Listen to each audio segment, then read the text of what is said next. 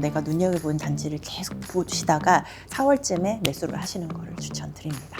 수익률이 거의 4% 가까이 된 3.9%. 제가 원하는 건물이 이런 건물입니다. 근데 확실히 말씀드린 거는 금매가 많은 시장은 아닙니다. 네, 안녕하세요. 월간 소형의 안소영입니다. 사실 제가 빌딩 소형이라서 빌딩을 다루고 있긴 하지만 저한테 문의 오시는 분들 중에 빌딩을 매각을 하시고 주택을 매입하시고자 하시는 분들도 계시고 주택을 매각을 하시고 빌딩을 매입하시려고 오시는 분들도 계시거든요. 그래서 다각화로 지금 볼 수밖에 없어요. 그래서 지금 2월 시장, 2월 주택 시장의 분위기는 뭐다? 매도 물건이 쌓이고 있습니다. 빌딩 시장을 또 얘기를 해보면 2월뿐만 아니고 작년 연말부터 시작해서 최근까지 빌딩이 매각된 것의 분위기가 좀 비슷하거든요. 그래서 그 물건들이 어떤 특징이 있는지까지 좀 읊어드려 볼까 합니다. 첫 번째로 아파트, 주택 시장의 매물이 늘었다. 그런데 급하게 물건이 나온다고 해도 처음부터 급매로 나오지 않습니다. 이 매도자도 눈치를 보고 물건을 내놓는 거거든요. 그래서 예를 들어서 시세가 지금 실거래가 20억에 찍혔다고 하면 19억에 내놓는 거예요. 급매긴 급매잖아요. 최근에 20억에 팔렸는데. 근데 19억에 내놔도 지금은 안 팔립니다. 이 원인은 전 뭐라고 생각하냐면 5월 9일이면요. 4월 달에 매입을 해도 매수자 입장에는 상관없어요. 매도자도 상관없어요. 왜냐면 5월 9일까지 계약을 하면 되니까. 그래서 지금은 2월이기 때문에 조금 더 지켜보자. 매수자는. 그리고 매수자는 이럴 수밖에 없는 이유가 하나 더 있는데 지금 대출이 잘 됩니까? 15억 기준 했을 때 우리 6억밖에 안 나와요. 또 현금 유동성이 확 줄었기 때문에 매수 입장에서는 당연히 더 좋은 금매를 기다릴 수밖에 없는 시장입니다. 그래서 지금 당장에 금매물이 나온다고 해도 정말 정말 이렇게 비교되게 큰 가격의 금매다 라고 하기 전에는 매수하기가 쉽지 않을 겁니다. 그래서 가장 많은 거래가 이루어질 건 저는 4월달이라고 보고요.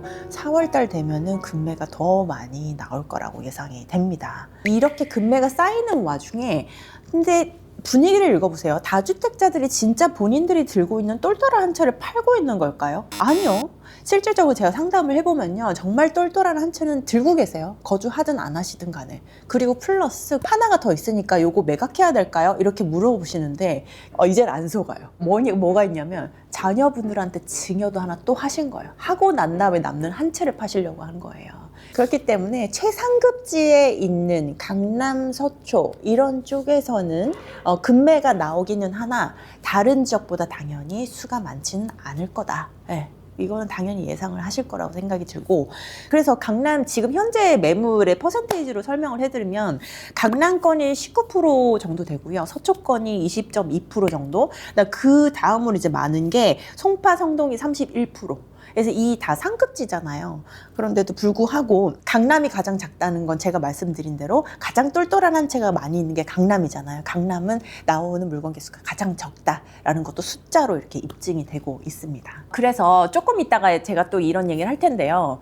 지금은 기회의 장이기도 하거든요. 이제껏 우리가 상급지로 못 오셨던 분들이 드디어 올 수 있는 기회가 사실 열린 거는 맞아요. 그리고 전세자금 대출이 추후에 1억 정도밖에 되지 않기 때문에 갭 투자를 해서 산들 조만간에 다시 내 돈 수십억이 들어가야 되는 건 사실이긴 하지만 또 갭 투자의 장이 열린 거는 맞잖아요. 그러면 이 짧은 이 기간 동안 세입자가 있는 동안에 할 수 있는 것들이 생기죠. 왜냐면 지금 미국 장이 너무 좋잖아요. 그래서 여기서 펌핑해서 그 갭을 또 그걸로 메울 수도 있는 조금 위험한 얘기긴 한데 그럴 수도 있는 장이기도 해서 그런 부분을 기회로 활용해서 매수를 하시려고 하시는 분들이 굉장히 많은 걸로 보입니다. 주택시장은 사실 너무 시끄럽거든요.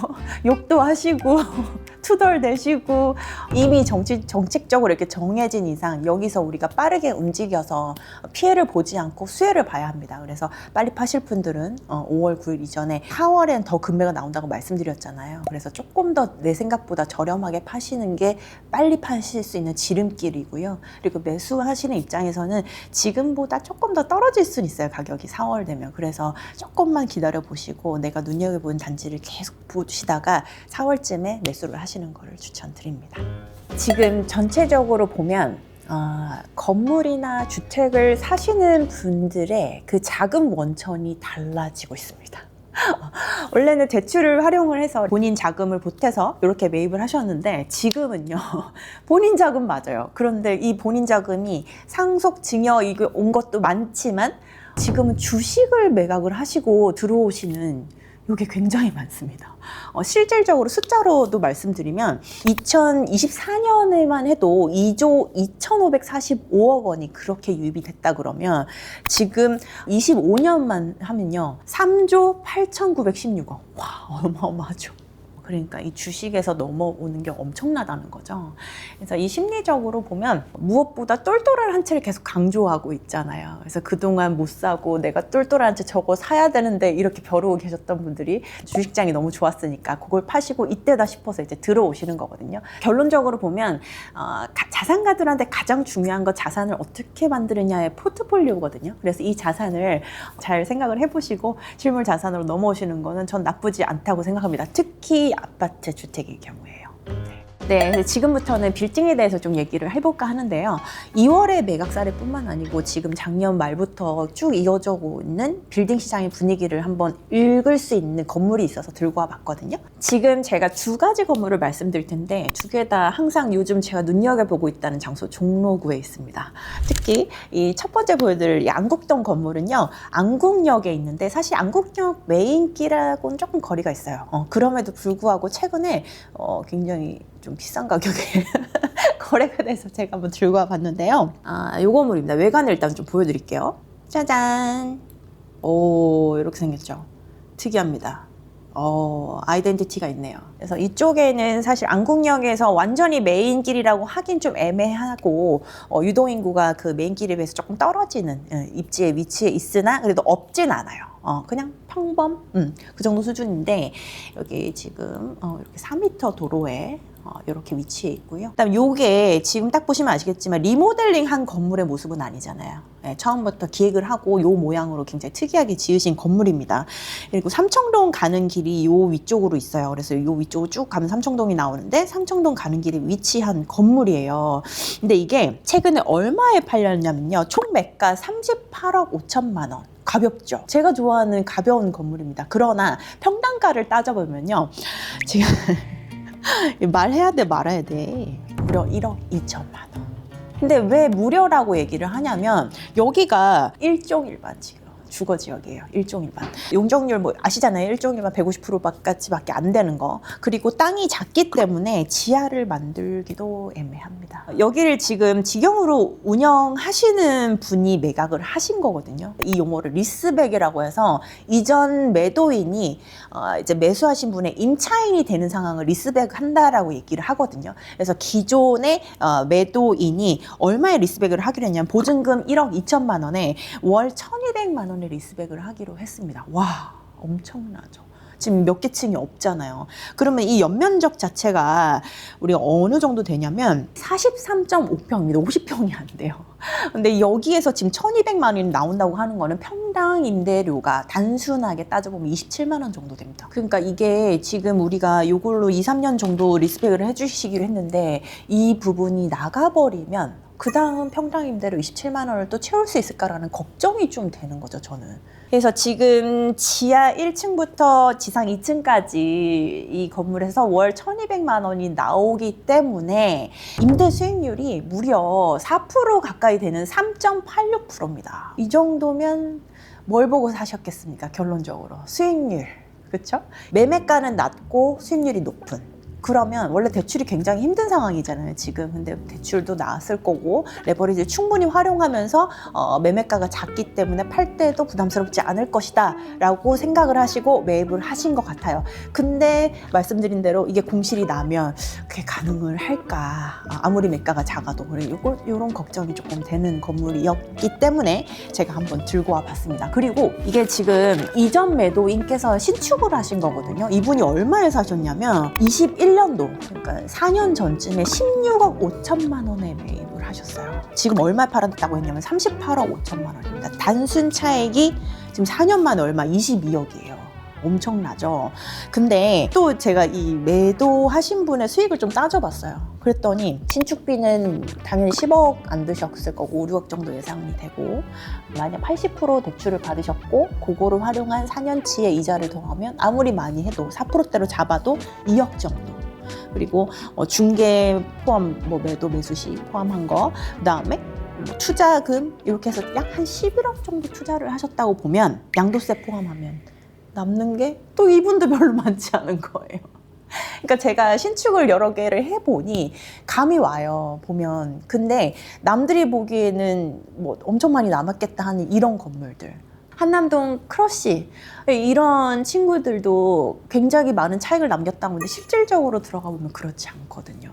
이런 건물을 왜 소개를 안 해주냐 하는데 소개를 해드릴 수가 없었습니다. 매도 입장도 이해가 되지만 매수 입장, 고객분들이 사고 난 다음에 공실이 날 우려, 그리고 공실이 나서 다시 임차를 맞췄을 때 평당 임대료가 낮게 맞춰질 우려, 이런 것들 때문에 제가 소개를 못 해드렸던 그런 건물입니다. 좋은 분 만나서 매각이 됐고, 만약에 이 건물을 직영으로 운영하실 수 있는 분이 매입을 하셨다면 굉장히 좋죠. 이 위치는 앞으로도 계속 좋아질 거니까요. 위치로만 봤을 때는. 자, 다음 건물은요, 이것 종로구 낙원동으로 갑니다. 종로 상가 엄청 좋아하거든요. 다양하고 뭔가 예측할 수 없는 것들이 많아서. 자, 건물 모양을 보여드릴게요. 이 건물입니다. 이건 작년 말에 매각이 됐는데요. 보시다시피 지금 이 을지로 3가나 을지로 가보면 1층이 굉장히 임대료를 많이 받을 수 있는 구조잖아요. 그래서 이렇게 오래된 건물들, 60년대에 지어진 건물들의 특징은 1층이 꽉 차 있습니다. 토지 면적이 23평밖에 되진 않지만 건폐율이 96.8%예요. 그러니까 이거를 지금 임대료로 우리가 활용을 할 수 있다는 얘기입니다.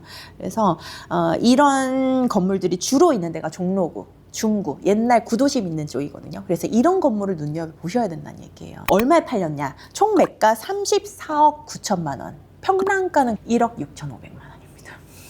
좀 전에 보셨던 안국동은 1종인데 1억 3천, 1억 2천 정도 찍은 거고, 지금 이 낙원동 같은 경우에는 일반 상업지임에도 불구하고 개발이 완전히 이루어지지는 않았죠. 왜냐하면 1층을 활용해야 되니까. 근데 이걸 매입을 하신 게 이 단순히 건폐율 때문일까요? 이 건물의 수익률이 무려 3.9%입니다. 총 매가 34억 9천만 원에 건폐율 이득을 받고 수익률이 거의 4% 가까이 된 3.9%. 제가 원하는 건물이 이런 건물입니다. 여러분도 그러시죠? 그래서 이런 건물이 임대료가 잘 나오기 때문에 대출 활용도 좋고, 그래서 소액으로 이렇게 수익률이 잘 나오는 건물을 투자하실 수 있는 이런 매물이 지금 작년 말부터 시작해서 지금 최근까지의 트렌드입니다, 건물 시장에. 그래서 우리가 손을 봐야 되는 것도 없고, 손을 본들 인테리어성이겠죠. 투자해야 될 비용도 그럼 없는 거고, 대출도 활용할 수 있는 거고, 다 되는 거잖아요. 그래서 이런 건물들이 지금 엄청나게 인기를 누리고 있어서 물건이 씨가 말랐습니다. 그러나 열심히 물건 구하고 있고 지금 기다려주시고 계시는 고객분들 때문에 열심히 구하고 있으니까 조금만 기다려 주십시오. 급매라고 하는 거는 항상 시장마다 다 있어요. 없을 수 없어요. 내 본인이 개인이 급하면 내놓을 수밖에 없는 게 빌딩이거든요. 근데 그 급매를 바라보는 그 시각 자체가 다른 것 같아요. 저는 이런 건물이 좀 평당가가 저렴하게 나오는 걸 급매라고 하는 거고, 만약에 공실이 있고 이런 상황에서 급매가 나오면 활용이 안 되는 거잖아요. 직접 쓰실 분 아니면. 근데 그거는 본인 입장에서 급매라고 할 수는 없죠. 그래서 개인의 입장에 따라 급매는 달라지는 거고, 근데 확실히 말씀드린 거는 급매가 많은 시장은 아닙니다. 지금은 매도할 타이밍도 맞고 매수할 타이밍도 맞습니다. 주택시장에서 급매는 조금 더 기다려 보셨다 매수하시는 걸 추천드리고요.